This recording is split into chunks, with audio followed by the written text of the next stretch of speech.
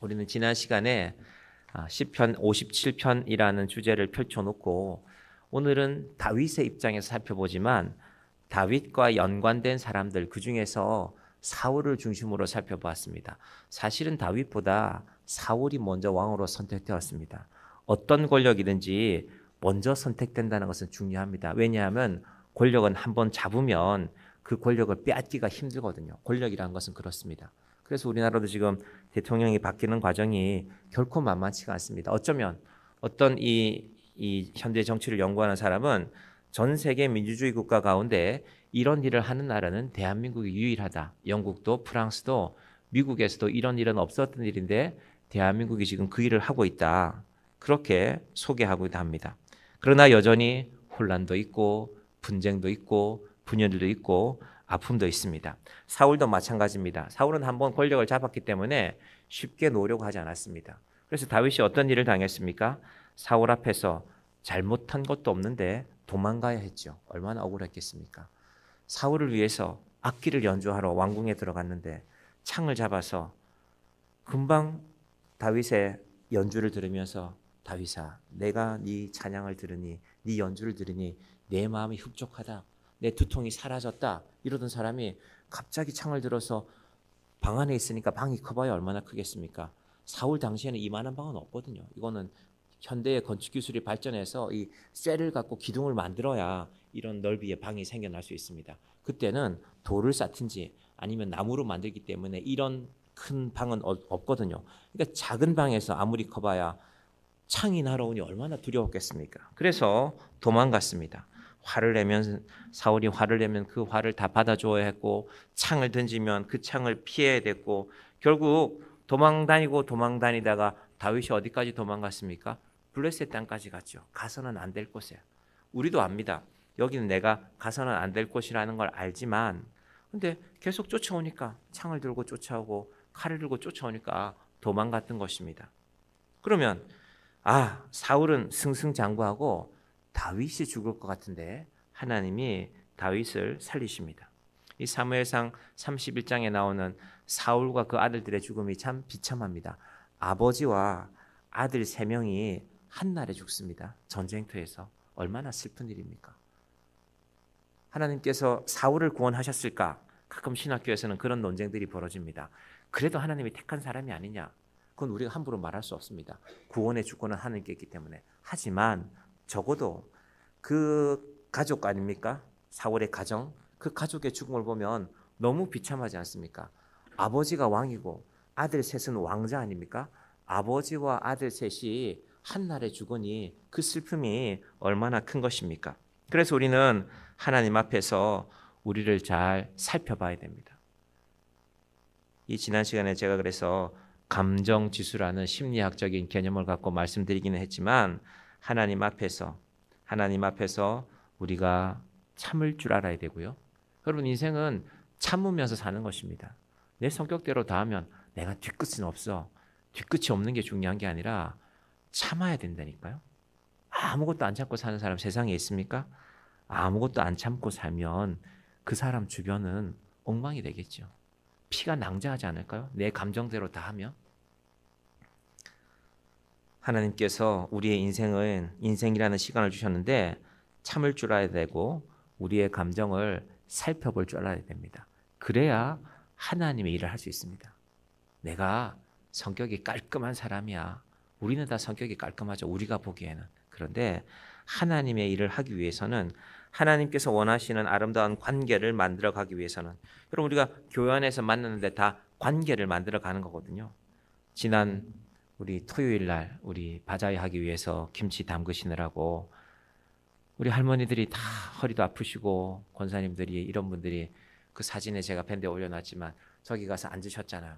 앉는데 불편하죠. 그 아스팔트 바닥에. 그래서 집에서 뭘 준비해 보신 분도 있고 제가 이렇게 옆에 비닐하우스 농사 짓는 분 집에 가서 요즘 농사 짓는 데 보면요. 엉덩이에 깔고 뭐 하잖아요. 아세요? 그런 거 이렇게 다리에 차고 움직여도 그것도 빌려가다가 드렸습니다.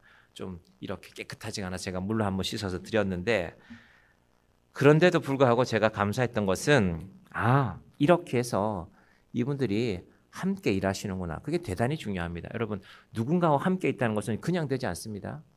세상에서 제일 귀한 게 사람입니다. 좋은 방에 큰 침대에 자면 잠이 잘 올 것 같죠. 어제 제가 어머니 생신이라서 가서 같이 식사하고 왔는데 지금 어머니가 동생네 집에 사는데 제 동생 조카가 남자애가 중학생인데 등치가 이제 거의 저만 해요. 원래 그 아이가 그 친구가 살던 방에 저희 어머니 같이 자니까 걔 하나만 누워도 방이 꽉 찰 것 같은데 근데 옆에 같이 주무세요. 그런데 한편으로는 감사한 것이 옆에 사람이 있다는 것이 코를 엄청 크게 건대요. 등치가 저만하니까 코도 크게 골겠지요. 그런데도 불구하고 옆에 사람이 있다는 것이 귀한 것입니다. 사울은 뭘 잃어버렸을까? 사람을 잃어버렸어요. 그래서 제가 오늘 시편 57편을 다루기 전에 57편의 다윗의 모습과 반대편에 있는 한 사람을 다뤄본 것입니다. 그것이 바로 사울이었습니다. 그러면 우리가 성경의 영원한 주제는 구원인데 우리가 지금 에베소서의 새벽에도 구원에 관한 말씀을 혹은 교회론에 관해서 구원론에 관해서 말씀을 나누고 있는데 그 구원이라는 하나님의 주제를 이루기 위해서 물론 구원은 하나님의 예정하심에 따라 예수 그리스도의 보혈로 받는 것이죠. 그러면 그 두 가지만 필요하다면요. 온 세상에 나 하나만 있어도 되지 않아요? 여러분 그런 생각 해보신 적 없습니까? 교회는 우리 교회는 뭐 이렇게 사람이 많지 않지만 때로 어떤 교회는 수천 명 수만 명이 모이는 교회도 있죠. 이 많은 사람들이 왜 이렇게 모였을까? 예배 끝나고 나면 막 차 빼는데도 시간이 오래 걸려요. 그 좁은 아무리 이 교회가 주차장을 마련한다고 해도 주차를 막 1000대 20,000대 할 수 있는 교회는 없잖아요. 많아봐야 뭐 몇천 대 할 수 있는 교회가 있을 텐데 그 몇만만 되는 차들이 빠져나오려면 시간이 걸리죠. 왜 그렇게 복잡할까? 함께 살아가는 길 속에 하나님께서 우리를 도우시는 구원의 의미를 깨닫게 되는 것입니다. 자, 오늘 시편 57편에 다윗이 뭘 깨닫냐 하면 지금 다윗의 상황이 아주 안 좋습니다. 우리는 사실 시편 57편에 대한 좀 착각이 있는데 이런 구절들 때문에 사실은 그렇습니다. 7절하고 8절에 보시면요. 예를 들면 제가 읽어드려 볼게요. 시편 57편이 유명한 건 이 구절들 때문이거든요. 내 마음이 확정되었고 내 마음이 확정되었사오니 내가 노래하고 내가 찬송하리로다. 그럼 분위기가 어떻습니까? 참 좋지요. 내 마음이 확정되었다. 내가 이제 하나님 앞에 뜻을 정했다. 새벽에 깜깜한 어둠은 지나가고 새벽에 새해가 밝아올 때에 새로운 태양이 뜰 때에 하나님 내가 확신에 차 있습니다. 내가 주의 일을 감당하겠습니다. 뭐 예를 들면 내가 선교사로 이제 가겠습니다. 혹은 내가 새로운 목회를 시작하겠습니다. 이런 기대의 말씀도 맞지만 사실은 우리가 다윗의 현실을 들어보면 우리 생각이랑 좀 다른데? 저 멀리 동해에 찬란한 태양이 떠오를 때 다윗이 비파야 수금아 깰지어다 내가 새벽을 깨우리로다 이 말을 한 게 아니거든요. 9절도 마찬가지인데요. 주여 내가 만민 중에서 주께 감사하오며 문나라 중에서 주를 찬송하리이다. 이것도 분위기가 참 좋지 않습니까? 그런데 오늘 말씀을 들어보시면 그게 아니었구나. 상황이 다 좋고 지난밤에 어둠이 물러가고 찬란한 태양이 뜰 때 하나님을 찬양하는 것이 아니라 다윗이 제일 힘들 때 하나님을 찬양했습니다. 그럼 도대체 지금 다윗의 현실은 무엇일까? 언제 어디서 어떤 상황에서 이 말씀을 기록하고 있을까? 제목을 보면 됩니다. 제목 우리 표제어를 한번 띄워주시겠어요? 잘 찾네요, 지원이가. 자, 같이 보십시다. 다윗의 믹담시 인도자를 따라 알다스엣에 맞춘 노래. 다윗이 사울을 피하여 굴에 있던 때에. 우리는 이 파랗게 돼 있는 제목을 사실은 그냥 넘어갈 때가 많습니다. 왜냐하면 이건 성경 말씀이 아니라고 생각하니까. 그러나 히브리어 성경에는 분명히 이게 1번입니다. 그러니까 우리 성경에 1절이라고 되어 있는 건 히브리어 성경에는 시편에는 2절로 되어 있습니다. 그러니까 이스라엘 사람들은요. 제가 이스라엘 문화원에서 시편을 한 30편 그렇게 이 이스라엘 사람이 낭송하는 걸 들은 적이 있는데 1절 표제어를 읽고 나서 한참 기다려요. 그러니까 그 상황을 생각해 보는 거예요. 그럼 이건 이스라엘 사람들 읽어보면 뭘 깨닫냐면 57편은요. 다윗의 믹담시, 믹담이라는 건요. 교훈을 주는 겁니다. 이 시는 어떤 교훈이 있을까 하고 먼저 잠시 생각해보고 두 번째는 인도자를 따라 알다스엣에 맞춘 노래. 알다스엣의 뜻이요. 멸망시키지 마소서입니다. 멸망시키지 마소서. 그럼 멸망시키지 마소서라는 말을 분위기가 좋을 때 하는 말이 아니잖아요. 이제 다 멸망하게 생겼는데 이제 우리 다 죽게 생겼는데 그때 부르는 노래가 바로 이 알다스엣이라는 그 곡조에 맞춘 노래라는 겁니다. 그러니까 장송곡이겠죠. 이런 뭐라 그럽니까? 이 빵빠레 같은 그런 노래가 아니라 빰빠라빰빰빰빰빰 이런 게 아니라 장송곡, 슬픈 곡주의 노래에 맞춘 겁니다. 그 다음이 중요한데 다윗이 사울을 피하여 굴에 있던 때야. 도망가고 도망가다 보니까요. 이스라엘 광야는 우리처럼 산이 많고 골짜기가 많으면 숨기가 좋아요. 요 우리 뒤에 야트막한 산에도요. 골짜기가 있으면 딱 숨으면 사람이 잘 안 보여요. 골짜기마다 그렇게 숨을 수가 있는데 이스라엘 산은 그런 산이 아닙니다. 이스라엘은 광야, 평평한 땅이 멀리 펼쳐져 있고 물론 그중에는 높은 곳도 있고 낮은 곳도 있지만 숨기가 쉽지가 않습니다. 자, 그러면 굴이 어떤 의미가 있을까? 도망가고 도망가다가 몸을 숨기는 곳입니다. 굴이 나타나면 굴이라는 건 보통 이 앞에서 바로 끝나는 게 아니라 깊이 들어가니까 깊이 숨으면 이 안에 사람이 있을까 없을까 알 수가 없거든요. 그게 바로 굴의 뜻입니다. 사울을 피하여 굴에 있을 때에 이것이 바로 시편 57편의 배경입니다. 자, 다윗이 광야에서 들판에서 도망가다가 더 이상 도망갈 데가 없으면 굴 속에 숨어야 됩니다. 여러 번 숨었을 것입니다. 그래서 사무엘상에 보면은 아둘람 굴도 나오고 엔게디 굴도 나오고 또 이름 없는 굴들도 나옵니다. 때때로 사울의 군대가 바로 가까이 왔으니까 이제 숨을 때는 굴밖에 없구나. 여러분 근데 굴은 또 하나의 위험이 있죠. 입구를 막아버리면 굴은 갇히는 겁니다. 굴은 동시에 그래서 피하기에도 좋지만 저기에 들어간 게 분명하다. 그러면 그 입구를 막고 불을 질러버리면 어떻게 됩니까? 그 안에서 연기에 갇혀서 죽는 거죠. 4절 한번 보시겠습니까, 여러분? 4절 띄워주시겠어요? 그 말씀이 나옵니다. 내 영혼이 사자들 가운데서 살며 내가 불사르는 자들 중에 누웠으니 누군가가 다윗이 저 굴에 숨었습니다라는 정보가 들리면 사울의 군대가 와서 주변의 나무들을 다 모아와서 앞에다가 불을 피워서 안에 있는 사울의 병사들이 연기에 질식되어서 뛰쳐나오게 만드는 것이 바로 굴입니다. 그러니까 굴은 내가 지금 굴로 도망가지 않으면 살 수가 없는데 굴로 잘못 들어갔다가는 굴 입구에 불을 피워버리면 제일 위험해지는 것이 굴입니다. 그러니까 이런 상황에서 시편 57편을 노래하고 있는 것입니다. 그리고 이 굴이 갖는 또 하나의 의미가 있습니다. 굴은 사람도 들어가지만 굴에 더 많이 들어가는 건요 동물들입니다. 동물들이 들판에 추우면 특히 동물들이 새끼 나갈 때가 되면 안전한 은신처가 필요하잖아요. 늑대든 곰이든 한 들판에서 새끼를 낳을 수는 없지 않습니까? 그래서 굴에 들어가는 거죠. 그러면 동물들이 굴에 살면 굴 속에서 뭐 할까요? 우리 굴을 깨끗하게 관리하자 이럴까요? 용변을 보겠죠, 동물들이. 그러니까 굴은 냄새 나는 곳입니다. 동물들만 용변을 보는 게 아니라요. 사람도 마찬가지입니다. 사무엘상 24장에 보면 사울이 임금님 체면에 들판에다가 볼일을 볼 수는 없잖아요. 그래서 굴에 들어가서 볼일을 보죠. 근데 그 굴 안쪽에 바로 다윗이 숨어 있지 않습니까? 그러니까 한마디로 말하면 굴은 동물과 사람이 숨는 곳, 용변 보는 곳, 동물들이 그 안에 있으면 온갖 틀이 날리겠죠. 지저분한 곳입니다. 냄새 나는 곳입니다. 환기가 잘 안 되거든요. 굴은. 바로 그곳에서 다윗이 오늘 이 노래를 부르고 있습니다. 저희 집에 겨우 몸무게 4kg 나가는 고양이 한 마리가 있는데 그 고양이 한 마리가 날리는 틀이 얼마나 많은지 몰라요. 청소기를 한 번씩 돌아보면 고양이 틀이 수북하게 쌓여요. 그러니까 곰이나 사자나 늑대나 이런 것들이 만약에 굴 속에 살면 그 속이 얼마나 많은 동물들의 이 용변과 털이 날리고 있었을까 한번 상상해 볼 수 있습니다. 자, 바로 그 굴에서 다윗이 하나님을 찬양하기 시작합니다. 1절 한번 보겠습니다. 하나님이여 내게 은혜를 베푸소서, 내게 은혜를 베푸소서. 내 영혼이 주께로 피하되 주의 날개 그늘 아래에서 이 재앙들이 지나기까지 피하리이다. 그러니까 이제 이해가 잘 되죠. 다윗이 왜 이런 말을 해야 되는지.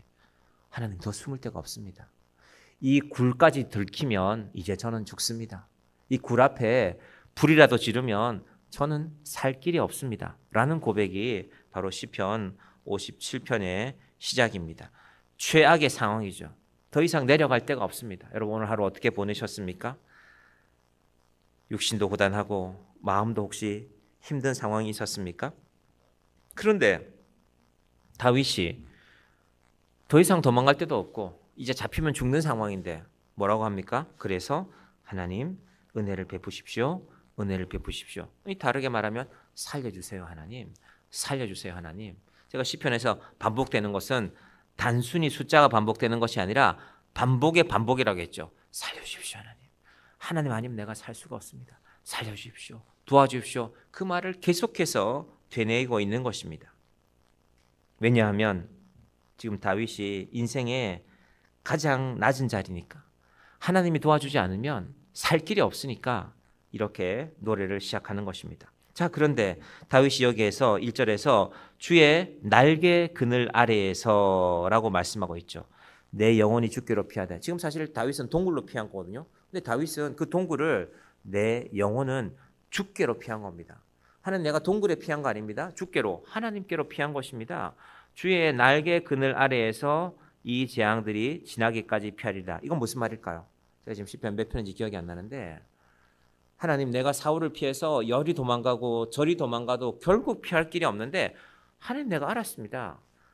사울도 나를 잡으러 온 세상을 쫓아다니고 있지만 하나님이 온 세상에 계시군요. 하나님이 온 이스라엘의 주인이시군요. 그러니까 이 동굴 속도 하나님이 계시지요. 동굴 속도 내가 하나님과 함께하면 주의 날개 그늘 아래 제가 있는 줄 믿습니다. 그것이 바로 주의 날개 그늘이라는 이 뜻입니다. 다르게 말하면 이 날개 그늘은 하나님의 성전이기도 합니다. 이스라엘 사람들은 성전이 제일이거든요. 이 당시에 이 솔로몬의 성전은 아직 지어지지 않았지만 선지자들이 거하는 그 자리를 그들은 거룩한 곳으로 믿었습니다. 하나님, 비록 제가 지금 동굴에 갇혀 있고 냄새나는 이곳에 갇혀 있지만 하나님이 나와 함께 하시면 이곳이 바로 성전입니다 라는 것이 지금 바울의 고백입니다. 여러분, 이것이 믿는 자의 기도입니다. 하나님이 나와 함께 계시면 내가 있는 그 자리가 바로 하나님이 거하시는 곳, 성전이 되는 것입니다. 그래서 여러분이 어디에 있는 것 때문에 너무 염려하실 것 없습니다. 우리 5월이 되면 자녀들은 혹시 부모님들이 멀리 살고 있으면 부모님 뵈러 가기가 참 쉽지가 않죠. 그래서 마음이 안타까울 때가 있습니다. 우리 코로나 시절에 부모님들이 특히 요양원이나 요양병원에 계신 분들은 부모님 얼굴 제대로 뵙지도 못하고 임종도 지키지 못하고 그렇게 장례식을 치른 분들도 많이 계시거든요. 그래서 그것이 한으로 남은 분들이 많습니다. 우리 엄마가 병원에 계시는데 내가 얼굴도 뵙지 못하고 장례 때도 그 법으로 검했지 않습니까? 그 가족들에게도 보여주지 않고 그냥 화장만 해서 그 뼈만 겨우 장지에 묻고 온 분들이 있습니다. 그런데 하나님은 그런 차원의 하나님이 아닙니다. 비록 동굴에 있지만, 동굴에 갇혀 있지만, 자, 2절 보십시오. 내가 지존하신 하나님께 띄워주시면요 부르짖으며 곧 나를 위하여 모든 것을 이루시는 하나님께로다. 지금 다윗은 할 수 있는 게 사실 아무것도 없거든요. 숨어 있는 겁니다. 숨어 있는 것, 들키지 않는 것, 그게 다윗이 유일하게 할 수 있는 일인데, 다윗의 말을 잘 들어보니까 그러니까 지금 자기가 제일 낮은 자리인데 세상에서 제일 낮은 자리에 와 있는 겁니다. 잡히면 죽는 거니까. 그런데 다윗은 정작 하는 말은 내가 지존하신, 나는 제일 낮은 자리에 있지만 내가 지금 찾는 그 하나님은 지존, 제일 존귀하신 분이다. 다르게 말하면 제일 높으신 그 하나님께 내가 부르짖고 있다. 이건 무슨 말일까요? 하나님, 나는 제일 낮은 자리에 제일 인생 밑바닥에 와 있지만 내가 지금 부르는 하나님은 온 우주의 주인 아닙니까? 그래서 나는 하나님의 이름을 부른다는 것입니다. 지금 나는 아무것도 할 수 없는데 2절 하반부에 보시면 곧 나를 위하여 모든 것을 이루시는 하나님이라고 하고 있습니다. 하나님, 난 아무것도 할 수 없습니다.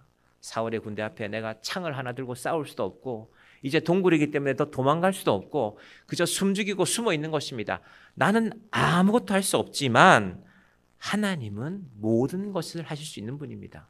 여러분, 이것이 지존하신 하나님에 대한 다윗의 기도입니다. 여러분, 그래서 우리 인생에서 중요한 것이 있습니다. 우리 기도는 바로 그것인데요.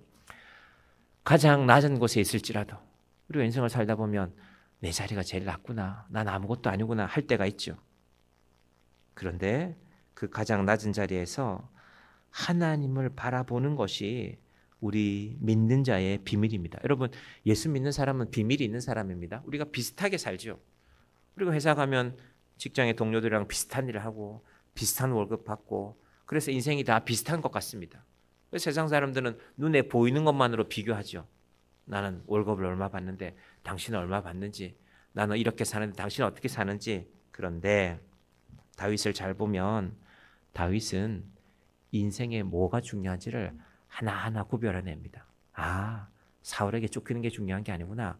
하나님이 여기도 계시는구나. 내가 동굴에 갇힌 게 중요한 게 아니구나. 내가 제일 낮은 데 있지만 나는 제일 높은 데 계신 지존하신 하나님께 기도하는 사람이구나. 나는 아무것도 할 수 없는 것 같지만 내 하나님은 모든 것을 하시는 분이구나. 여러분, 이게 신앙입니다. 여러분, 사실 우리는 낮아지는 것이 참 싫지요. 여러분, 낮아지는 거 참 싫지 않습니까? 기왕이면 나도 높아지고 싶습니다. 그래서 사람들이 이제 다음 대통령이 누가 될까 하고 사람들이 몰려들고 있잖아요. 대통령 옆에 있어야 높아지는 거니까. 좀 일찍 결정하는 사람들이 좋은 자리를 받을 확률이 높죠. 어려울 때 같이 하는 사람들이. 다윗은 그런 수준의 이야기가 아니라 하나님, 저는 낮아질 대로 낮아졌습니다. 내가 더 이상 낮아질 때도 없습니다. 나 이제 죽는데요, 잡히면. 그러니까 하나님, 나는 낮아지기까지 낮아졌으니까 이제 내가 할 일은 높으신 하나님을 바라보는 것만 남았습니다. 여러분, 이것이 신앙입니다. 군대에 있다 보면 이등병이나 혹은 훈련병들은요, 어떤 일을 하는데 제대로 된 도구를 안 줘요. 요즘은 아마 그러지 않을 겁니다. 지저분한 걸 치워야 되는데 예비군 동원 훈련을 하면 그 예비군들이 갑자기 한 100명, 200명이 생활하던 숙소에 예비군들이 한 300~400명이 들어오거든요. 그럼 어떻게 될까요? 화장실이 난리가 납니다. 군대의 화장실 시설이 좋지가 않거든요. 제대로 된 하수구 깔고 뭐 정화조 설치하고 그러지 않았거든요. 양이 많으면 넘치는 겁니다. 넘치면 냄새가 나잖아요. 그거 치워야 되는데 뭐 제대로 된 도구가 없어요. 뜰채 같은 거라도 해서 뭘 뜨내고 해야 되는데 안 되면 뭘로 하냐? 손 놔뒀다가 뭐 하냐 그래요. 손 놔뒀다가. 손으로 하는 겁니다. 거기 이제 이등병들이 일이에요. 일. 이등병, 저희 중대에 한 10몇 명이 이등병인데 그래놓고 또 이등병들 식당에서 저 멀리 밥을 차려줍니다. 그거 만졌으니까 냄새가 날 거 아니에요. 아무리 씻어도 냄새가 나거든요. 그래서 그런지 저는 사실 손으로 뭘 지저분한 거 만지는 거에 대해서 별로 거부감이 없습니다. 제가 좀 지저분한데. 그래서 하나님께서 그거 아무것도, 제가 그때 깨달았어요. 처음에는 못 만지겠는데 한번 만지고 나니까 이거 아무것도 아니네. 냄새가 좀 며칠 나죠. 뭐 에프킬라도 뿌려보고 치약도 발라보고 이제 냄새 없애려고 애를 써보는데 깨달았습니다. 시간이 지나면 냄새가 사라집니다. 시간이 지나면 낮아지는 것 별것 아닙니다. 다윗은 지금 내가 낮아지는 게 문제가 아니라 나를 높이시는 하나님이 계시기 때문에 괜찮다는 것입니다. 동물 냄새가 나도 온갖 동물들 그 변을 그저에게 봤을 텐데 잠이야 제대로 잤겠습니까? 그래도 괜찮다고 하는 것입니다. 자, 다윗의 이 확신이 어디에서 오늘까? 3절을 보면 됩니다. 3절.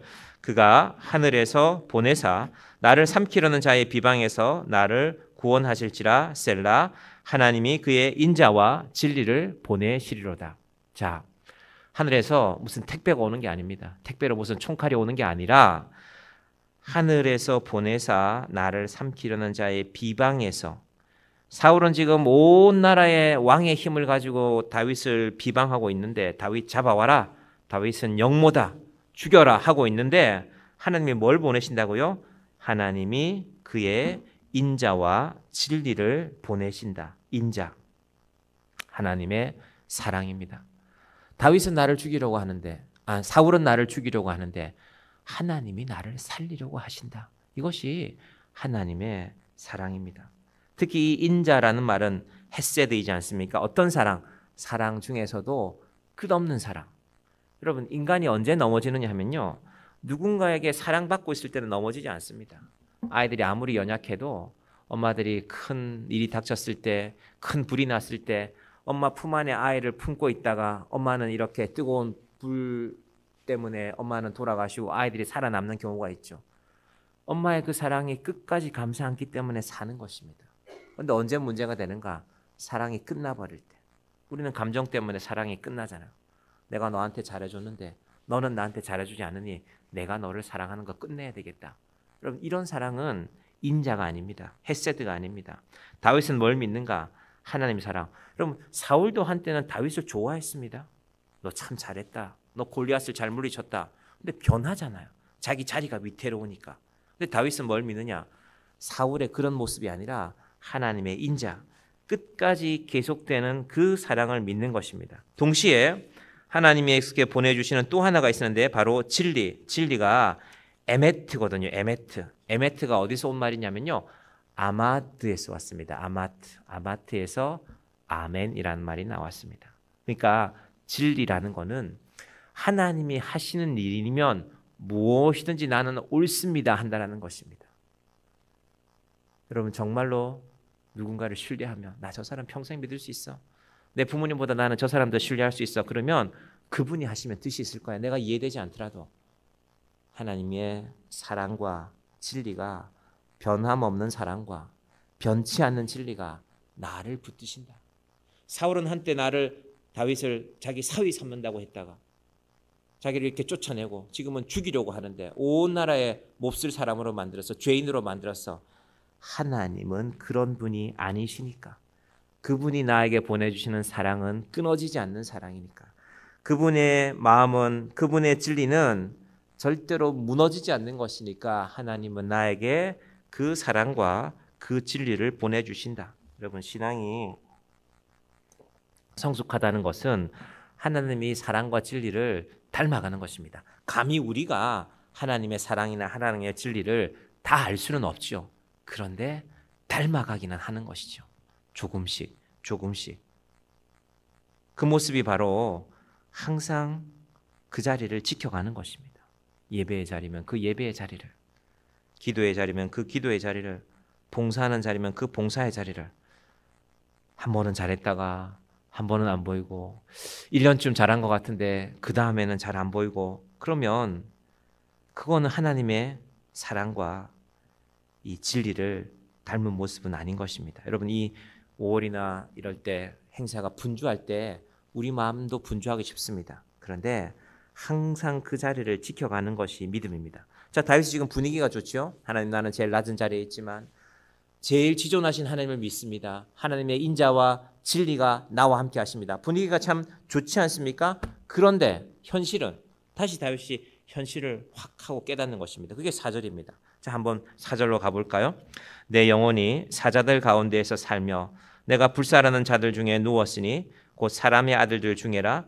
그들의 이는 창과 화살이요 그들의 혀는 날카로운 칼 같도다. 자, 동굴이니까 어떤 동물이 있는지 몰라요. 사자가 숨어 있을 수도 있죠. 곰이 숨어 있을 수도 있고, 그것도 두렵지만 더 두려운 것은 사람입니다. 사람. 아까 제가 말씀드렸죠.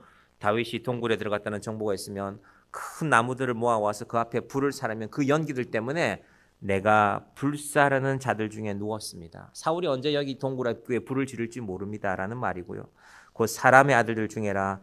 이 동물들보다 이 동굴 안에서 마주칠, 깜깜한 데서 마주치니까 얼마나 무섭겠습니까? 동굴 안에 잘 보이지도 않는데 그때 무슨 전등이 있는 게 아니지 않습니까? 으릉 하고 사자 소리가 나면 얼마나 무섭겠습니까? 등이 땀이 송골송골 하겠죠. 그런데 그것보다 더 두려운 것은 사람들인데 사울과 그 군대를 말한 것입니다. 창과 화살이요 그들의 혀는 날카로운 칼 같도다. 말이 무섭다는 것입니다. 말이.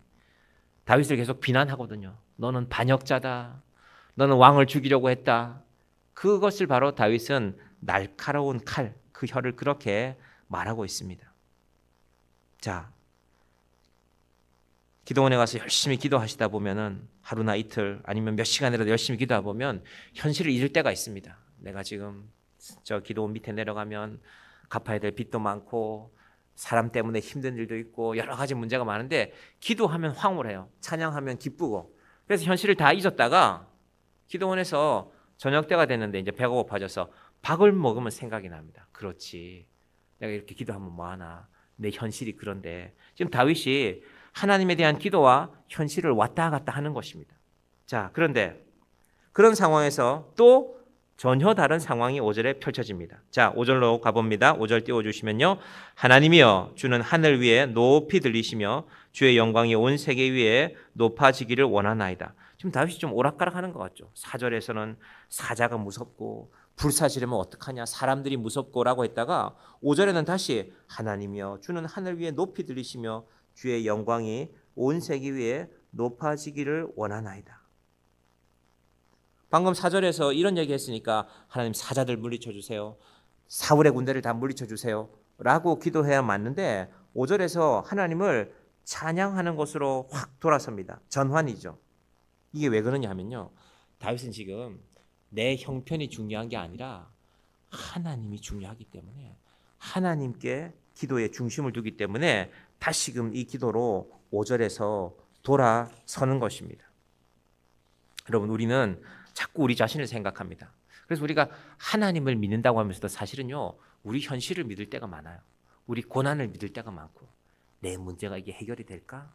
내 현실이 이게 현실을 봐야 되지. 예, 현실적인 건 좋은 일입니다. 그런데 우리의 기도는 사람의 수준이 아니라 하나님의 수준에 두는 것입니다. 여러분, 사람들은 주로 어떤 것들을 정해놓고 수준을 정하려고 합니다.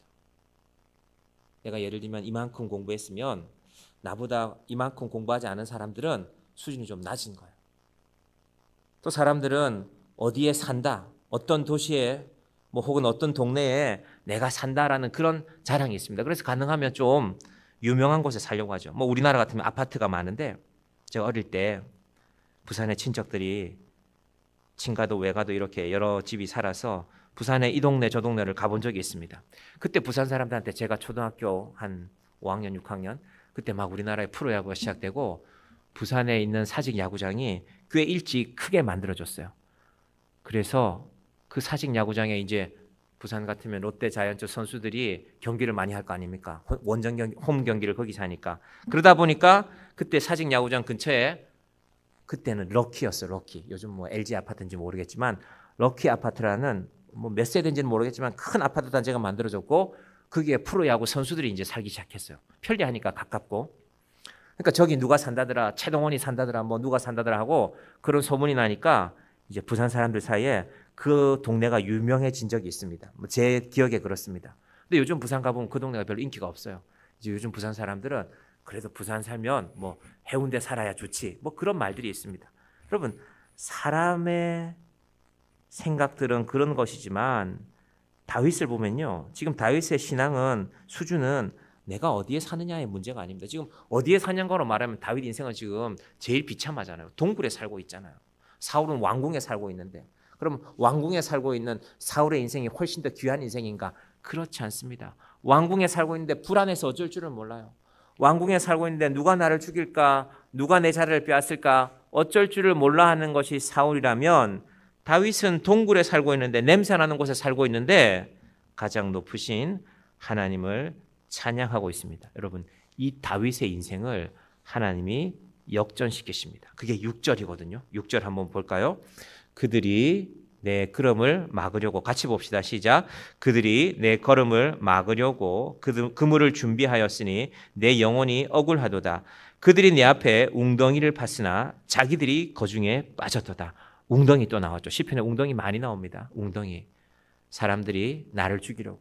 요셉의 형들도 웅덩이를 파고, 예레미야도 웅덩이에 빠졌고, 다윗도 웅덩이 얘기를 많이 합니다. 실제로 그랬으니까. 실제로 웅덩이를 이용해서 웅덩이를 웅덩이가 아닌 것처럼 가장해 놓고는 나뭇가지를 이렇게 해놓고 그 위에 흙을 얇게 덮어놓고 빠지게 하는 그런 일들이 많았으니까. 그게 중요한 위장 전술이었으니까 다윗이 그 예를 드는 것입니다. 사울과 그 신하들이 나를 빠뜨리려고 웅덩이를 팠지만 그 웅덩이에 자기들이 빠져 죽는구나. 역전되는 것입니다. 내가 죽을 줄 알았는데, 하나님, 내가 죽을 줄 알았는데요, 내가 쫓기고 있는데, 내게로 화살이 날아오고 있는데 내가 죽는 것이 아니라 그들이 판 웅덩이에 그들이 빠졌습니다. 여러분, 우리 인생이 한 단계 더 나가야 이걸 볼 수 있습니다. 네가 나한테 이렇게 했으니까 나도 너한테 이렇게 했다면 이걸 깨달을 수가 없습니다. 하나님이 살아계시니까, 하나님이 나에게, 잘못 없는 나에게 악을 행하는 저들을 반드시 하나님께서 벌하실 것이다. 이것이 다윗의 믿음이었거든요. 그래서 사울을 죽이지 않습니다. 사울이 코앞에 있는데 용변을 보고 있으니까 얼마나 정신을 집중해야 됩니까? 뒤에서 한 번 찌르면 끝나는 겁니다. 부하들은 그렇게 하라고 합니다. 하지 않습니다. 왜? 하나님이 하실 거기 때문에. 내가 죽이지 않아도 하나님이 벌하실 것을 믿기 때문에. 자, 그 역전을 바라보는 다윗의 마음이 바로 7절입니다. 그래서 7절이 참 좋은 말씀인데 이 상황에서 나온 말씀이에요. 7절 이제 띄워주시면요, 이제 이 말씀 우리가 제대로 한번 읽어볼 수 있습니다. 시작. 하나님이여, 내 마음이 확정되었고 내 마음이 확정되었사오니 내가 노래하고 내가 찬송하리이다. 다 잘 돼서가 아니라 내가 오늘 기분도 좋고 아침에 새도 울고 봄바람이 시원하게 불고 비가 끝나고 햇살이 밝게 빛나고 그래서가 아니라 다윗이 지금 핑계댈 일들이 너무 많지만 하나님 도대체 왜 이러십니까? 억울한 일이 너무 많습니다.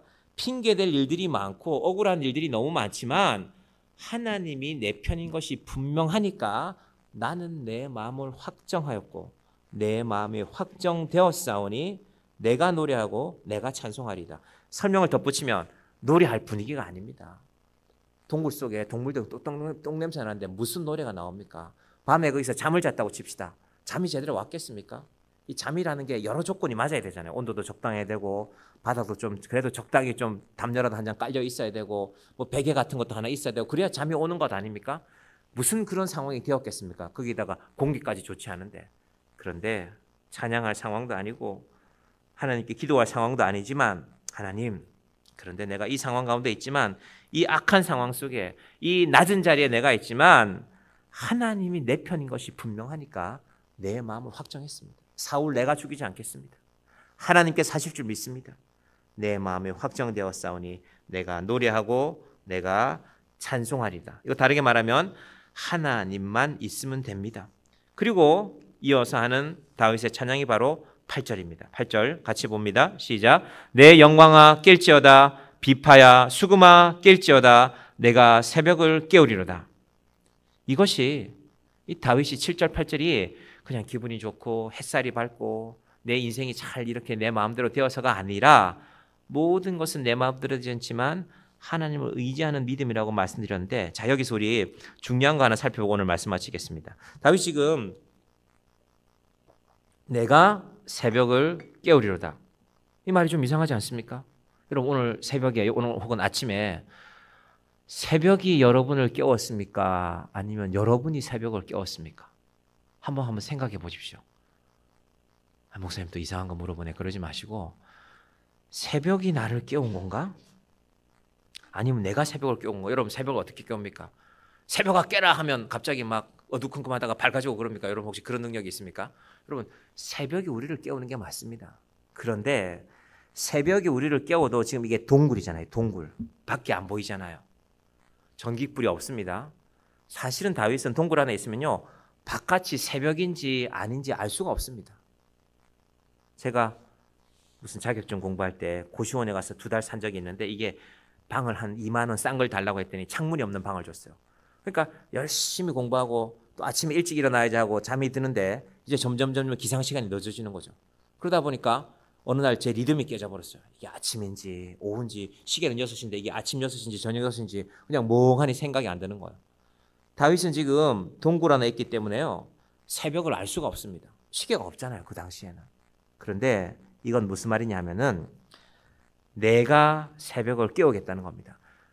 바깥은 제가 끄면 지금 날씨가 이 밤인지 낮인지는 알 수 없지만, 그런데 여러분 바깥이 아침이 왔는데도 동굴 안에 깜깜하면 내 마음이 깜깜하면 우리는 밤인 겁니다. 그런데 바깥에는 아직 해가 뜨지 않았지만 내 속에 내 정신이 맑아지고 하나님을 향한 내 마음이 분명해지면 그때 우리의 새벽이 오는 것입니다. 여러분 인생이 새벽을 깨우는 인생이 되기를 바랍니다.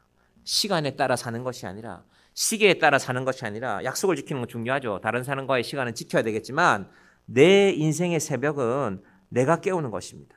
밖이 환한데 내 영혼은 잠들어 있어요. 온 교회가 하나님의 나라를 생각하고 선교에 대해서 마음이 뜨거운데 어떤 분은 아무런 관심도 없고 아이고 뭐 가나 마나 선교사님이 오나 안 오나 그러면 새벽이 안 깨워진 겁니다. 여러분 우리의 인생의 새벽을 우리의 영혼이 혹시 지금 잠자고 있다면 우리의 영혼이 새벽을 깨우는 아침이 되기를 바랍니다. 그 노래가 바로 9절, 10절, 11절인데요. 한번 보겠습니다. 다윗이 그 결단을 하는 것입니다. 자, 9절, 10절, 11절 봅니다. 주여 내가 만민 중에서 주께 감사하며 문나라 중에서 주를 찬송하리이다. 무릇 주의 인자는 커서 하늘에 미치고 주의 진리는 궁창에 이르나이다. 하나님이여 주는 하늘 위에 높이 들리시며 주의 영광이 온 세계 위에 높아지기를 원하나이다. 아멘. 여러분의 인생이 새벽을 깨우는 인생이 되기를 바랍니다. 지금 몇 시인가가 중요한 것이 아니라 하나님께서 바깥은 깜깜해도, 그래서 예수님께서 새벽에 기도하신 말씀들이 있죠. 한 칸 더 내려가면 있습니다. 마가복음 1장 35절에 보시면 새벽 아직도 밝기 전에 예수께서 일어나 나가 한적한 곳으로 가서 거기서 기도하시더니, 예수님도 상황이 좋아서가 아닙니다. 상황은 좋지 않아요. 제자들은 배신하려고 하고 대제사장들은 예수님을 죽이려고 하고 그 상황 가운데서 새벽을 깨우시는 것입니다. 또 한 말씀 더 볼까요? 비슷한 의미지만 누가복음 볼까요? 시작. 예수는 물러가사 한적한 곳에서 기도하시니라. 여러분, 우리가 이 새벽의 의미를 아는 자들이 되기를 바랍니다. 우리 오늘 이 말씀 붙들고 우리 잠시 기도하십시다. 하나님, 내 인생이 새벽을 깨우는 인생이 되기를 바랍니다. 예수님께서 내게 주신 시간인데, 하나님께서 온 세상을 환하게 하셨는데 내 마음은 여전히 캄캄하지 않습니까? 내 마음은 하나님의 뜻도 생각하지 않고 내 인생은 왜 이런가 항상 내 처지만 생각하고 있지 않습니까? 비파야 수금아 깰지어다. 내가 새벽을 깨우리라는 이 놀라운 은혜가 우리의 신앙 가운데 충만하기를 주님의 이름으로 간절히 축원드립니다. 우리 이 시간 이렇게 기도하십시다. 하나님, 내 영혼을 깨워주시옵소서. 내 인생의 새벽을 깨워주시옵소서. 엔게디 굴에서도 아둘람 굴에서도 하나님 앞에 비파야 수금아 깰지어다. 내가 새벽을 깨우려다 찬양했던 그 다윗의 찬양이 우리의 찬양이 되게 하여 주시옵소서. 우리 함께 기도하며 나아가십시다.